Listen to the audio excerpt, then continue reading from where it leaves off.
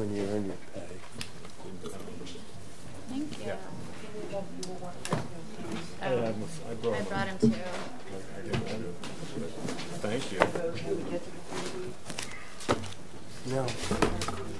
I brought. Yeah.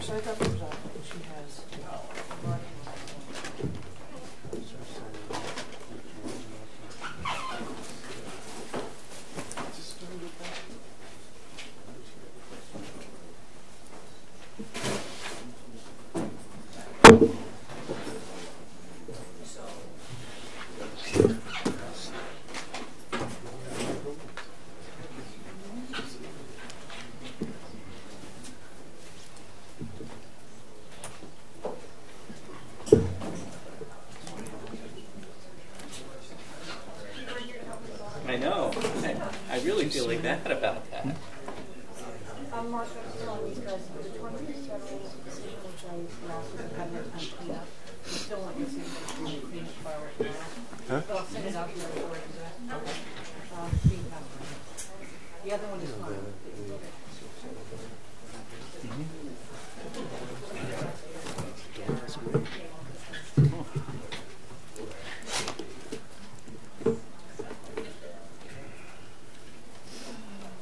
Did you?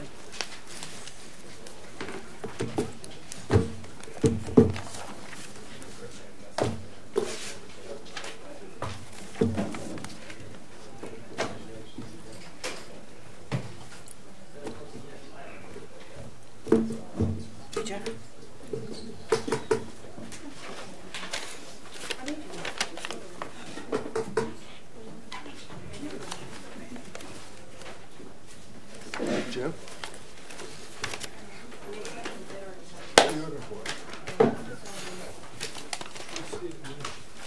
What do you? Of this? You can have this copy. I got it. Yeah, I'm good to go. Sure? Yeah.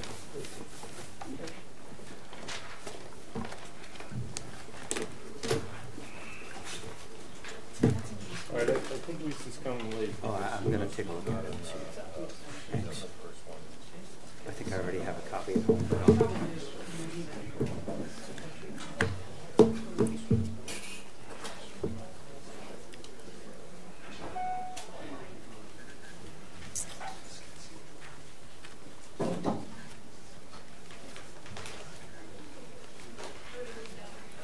Lisa definitely sat on Thank You Vote, right? Paul Jensen one? That's so. She did. She put my drive off. I think she's under the misconception she did, and it's going to come later. It's on a staff report. Unless her initials have changed. Let me see if I can get her. I can't get her. You can also have Ann Pittsburgh. Oh, just ignore it. Continue until next one. So I went to so much. You heard And I went to get one of those fancy cases and stands that you know. It helps so you don't have to. Yeah. And she doesn't even sell it. It's Computer Solutions. Which one is it? No. Oh dear. Yeah, you're on the personal business. I might have a waterproof case that I don't use for this one. Does it have a stand? Oh, yeah. Okay, anyway, we'll get started. if there's anything I have pretty much known.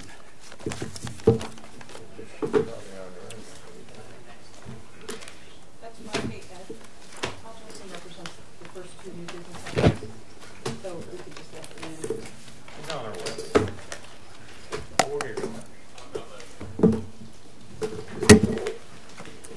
Okay, we all mic'd up? Ready to go? Mm-hmm. Terry, we recording? Okay. This is the regularly scheduled Town of Nantucket Zoning Board of Appeals meeting, January 12th? 12th? 14th? Something like that. I'm looking at, look at this. So, anyway, can I get an approval of the minutes of December 10th, 2015, or a motion to approve? Michael makes a motion. Jerem seconds. Any further discussion? No? All those in favor say aye. Aye. All right, so Lisa is missing, well, she's going to be here. She sat on 3215, so we'll skip that one for now. She sat on 3415. I think, Ann, you could probably go ahead without Lisa. Yeah? Go ahead. Please. Just, so anyway, this will be 3415 NHA Properties, Inc., DBA Housing Nantucket, Schoolview Cottages for the applicant. Just identify yourself. Sure. Thank you, Mr. Chairman. I'm Ann Kuspa, Executive Director at Housing Nantucket. I'm here. Housing Nantucket determined that 40B was not a viable option at the Seven Surfside site. Eleanor asked me to give an explanation about how we came to this decision and report it directly to the board, so that's why I'm here. Just want to give a little background information about Housing Nantucket. We're a local nonprofit. Mission is to create affordable housing solutions for island residents. We've been in existence for 22 years. We have 30 rental units and scattered sites. We manage housing for the school, for the town. We run various education programs and advocate for greater workforce housing for island residents. 3 full-time staff, 11 board members. The background for this project, we were going to create 4 units at Seven Surfside. They would all be affordable rental units. We would be doing it through house recycling. Each house was about 450 to 750 square feet. The Selectmen, the Affordable Housing Trust Fund, endorsed the project. We went to the DHCD in May and received a site eligibility in August. We applied to ZBA in September of last year and expected that the permitting process would be completed by December. We would occupy 2 units by the summertime and then 2 more units after that, after phase 2 is done. So what happened was that our cost started to escalate.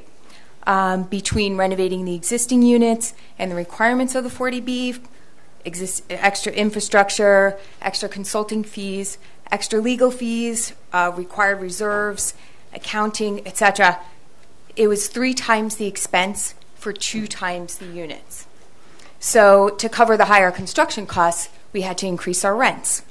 So this limited our ability to adjust the rents down when a weak economy came. So we wouldn't be able to maintain our financial obligations. In a traditional 40B, 25% of the units are affordable, 75% are market rate. So the 75% of the market rate units subsidize the affordable units. In this project, all units were affordable, so we couldn't subsidize, especially since it was a 4-unit project, so it was so small that we couldn't subsidize those higher costs with the market rate unit rents. The uncertain timeline with the permitting through you and then also through DHCD, because we were doing house recycling, it was really impossible to do that and commit to our house donors not knowing if we would be able to take the houses. Then our pro formas were based on this house recycling. So if things didn't work out with this particular house, we'd have to start from scratch with our budgets too. So that was not ideal. The comp permit conditions, having all 4 units have COs before we could occupy any of the units, that was a problem for us also to meet our financial obligations as well as our cause too. We wanted to get some units out there as soon as possible and fill them with Nantucket's workforce. So we needed to put up some fencing between the properties. That increased our costs. And then the condition with no pets, we felt that that wasn't consistent with our existing policies, as well as when the economy got weak, we felt that it would put us at a disadvantage and limit our tenant pool. The administrative burden, oversight, more legal exposure, less control of the project. So we were faced with a decision. We would either withdraw the 40B application, we could occupy 2 units by the summer, or we would wait until 2017 or beyond to create these units. And so what we decided to do is to withdraw the permit. And we appreciated your evaluation of the project. Look forward to working with you in the future. Okay, thank you. Any questions from the board? Concerns? Thoughts? No? We do intend to create 4 units there. We are looking at doing it through other avenues. Okay. It's okay with me. I mean, there's no real need to comment on it unless you want to. Do you want a motion for withdrawal without prejudice? Yes. I'll second. Okay, so Michael makes the motion. Well, let me just go to the audience. I doubt anybody's here for this one. But anybody want to talk about this one? No. Okay, so Michael's made the motion to withdraw without prejudice. Karen seconded it. Lisa's not sitting on this because you weren't here at the beginning. Yep. So it's only the other four that were originally. So, any further discussion? No. All those in favor say aye. Aye. Okay, thank you. Okay, so going back to 3215, Paul S. Jensen, trustee, 23 Sankaty Road, Realty Trust, 23 Sankaty Road, for the applicant. You're on it. I am. Mr. Chairman, my name's Paul Jensen. I'm here on behalf of the 23 Sankaty Road Trust and also the Seize the Day Trust. Just to remind the board, this is an application for special permit or variance to allow the demolition of a non-conforming structure on a non-conforming lot that was created pursuant to 81L. With the other non-conforming lot, this was that subdivision of two properties, of a property that has two pre-1955 structures into two undersized lots that we now allow under our bylaw. And of course, those two lots to do the subdivision have to be owned by the same person. So that's where we were when we first applied, and we were looking for permission to demolish a non-conforming structure on the back, but then we would have an issue with merger. This board and the staff believe and encouraged us to just transfer the back lot where this property is into separate ownership, and thus under the new definition of ownership under the bylaw, there wouldn't be an issue and relief would not be necessary. We have done so. We have transferred the lot to the Seize the Day Trust, and what I'm asking the board to do right now, because of some uncertainty about merger that will going forward, I would like the board to deny my application as unnecessary because of the definition of ownership, and the lots are now in separate ownership because they are in separate ownership under the bylaw. Okay. Move twist. Does everybody remember this? And have any comment on it? If we were to do that, we'd put the motion in a positive and vote it down, correct? If I remember. Paul? Yes. What? Excuse me? So you want a positive motion, and then we, in essence, if we were going to vote to deny, would just... The reason you deny is it's unnecessary. Go May I ahead, defer Ellen. to staff? Mr. Chairman, this would be similar to the application we heard in, I believe, November. Jesse Fresher represented Elton Tom Nevers. Slightly different situation, but same kind of relief was requested where deny the application by virtue of the fact that the relief was no longer necessary pursuant to the change in the bylaw.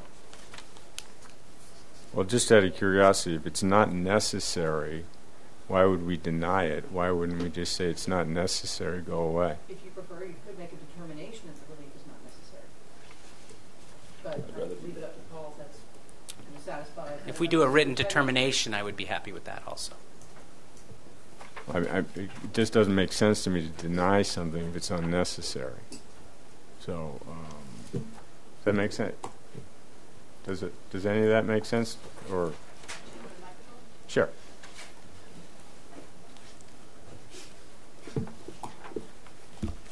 Mr. Chairman, Ilana Quirk from Town Council. You have an application for relief for a non-conforming situation, and the request now is to withdraw it because it's not necessary. And you're being asked, I think, to make a determination that it's not necessary. Certainly, you can approve it. You can deny it. You can approve it with conditions. However, in the event that you were to say, well, denied because we think it's not necessary, I want to make the point that the ultimate determination as to what's necessary from a zoning perspective will be for the zoning officer when building permit or occupancy permit relief is sought. Okay. Make And the reason why it's important that everyone keep that in mind is because you don't have necessarily all of the facts in front of you right now. I'm not saying that there's anything amiss here, but it will be for the zoning officer in the first instance to make that determination. And in the event that anyone is dissatisfied with that, then they would have the ability to appeal it. They would appeal it to this board. So that determination lies with the zoning enforcement officer. Okay, I was a little distracted by the ringing phone, but is everybody clear? Well, I think so. I think that there's some guidance, some subliminal message that's sent to the zoning officer in advance of his decision.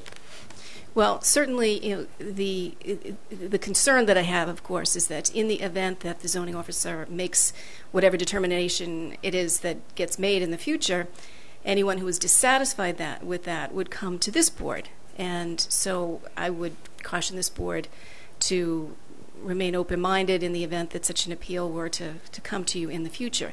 Certainly you could accept a withdrawal without prejudice and indicate that you understand that the applicant asserts that the relief is not necessary, and you could adopt that and say, well, it's ultimately up to the zoning enforcement officer to make that determination. But based upon what the applicant is saying, it's appropriate from the board's perspective that the relief be withdrawn or denied. Okay. That sounds good. Would you prefer withdrawal or a denial? I would prefer a denial with a statement of why it's denied. Okay. Does anybody else out there want to talk about this one? No. Yeah? Okay, go ahead. Thanks, Mr. Chairman. Cormac Collier, Nantucket Land Council. I don't have an opinion on this at all. It's just I wanted just clarification on this in terms of how it potentially would relate to other applications before you with this new definition. It appears that they've put the back lot into a trust where the beneficiaries are still most likely the same as the owners, the abutting owners. The application for you in November was more to do with a clear delineation between wife and husband and the process through the 80s up to then. I guess I'm just having a little bit of a concern if you put something in the statement saying that there is a clear separation of ownership, how that can potentially affect you in the future. For me, there's no doubt that the owners are the same. Could I speak to that for just a second? Please do. Yep. The owners are two trusts, but the beneficiaries of those trusts are different people. They are related, but they're not husband and wife. And they're all adults. Okay. So there is arguably separate ownership by the conveyance we did. As defined by the bylaw. As it's written definitely today. defined by the bylaw, as defined by Mass General Law and the case law behind it.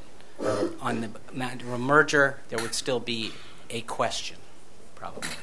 But the problem is I came for you before the board and I asked for this relief and you kept telling me, look at the bylaw. It's not necessary if you put it into separate ownership. Okay. I don't have any fundamental problem with the underlying situation. We've certainly, in the past, blessed many of them. The 81L situation. So I just want to do it the right way. Any thoughts on that? Yes, please.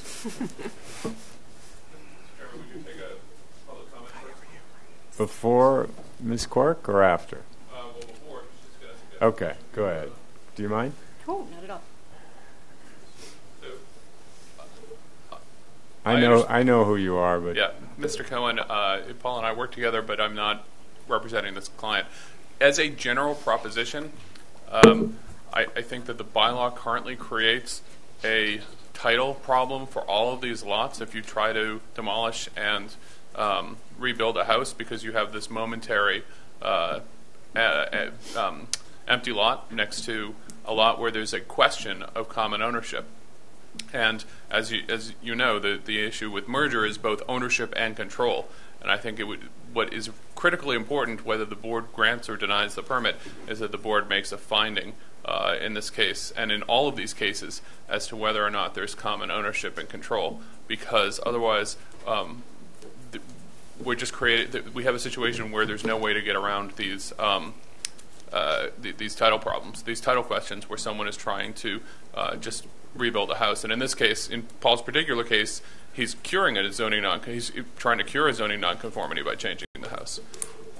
So I think instead of turning away the applicants who are coming in seeking relief, I think you should be granting, I would request positive permits, but even if you grant negative permits, it kind of doesn't matter. What's important is to have the title problem cured by having these findings.